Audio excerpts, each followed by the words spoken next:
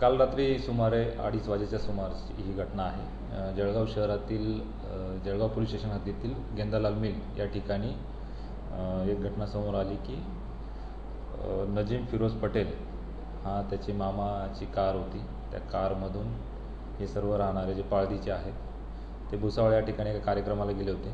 तो कार्यक्रम संपवून ते घरी जात असताना गेंदालाल मिल येथे त्याच्याच गाडीतील त्याचा सोबतचा तोहित देशपांडे याच्याकडे जे गावठी हत्यार होतं त्या गावठी हत्यारातून गोळी चालली आहे आणि तो मागे बसलेला असताना हा जो नजीम पटेल आहे त्याच्या ती पाठीमध्ये ती गोळी लागलेली आहे।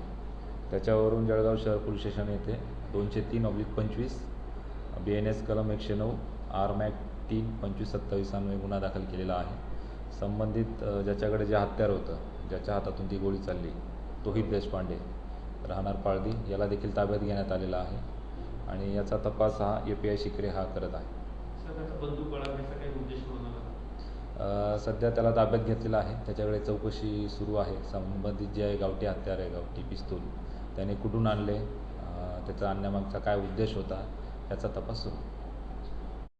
गांधी तीर्थ निसर्गाच्या सानिध्यात महात्मा गांधींच्या जीवनावरील जगातील पहिले मल्टीमीडिया म्युझियम आजच भेट द्या। गांधी तीर्थ, जैन हिल्स, जळगाव। अधिक माहितीसाठी www.gandhifoundation.net वर विजिट करा।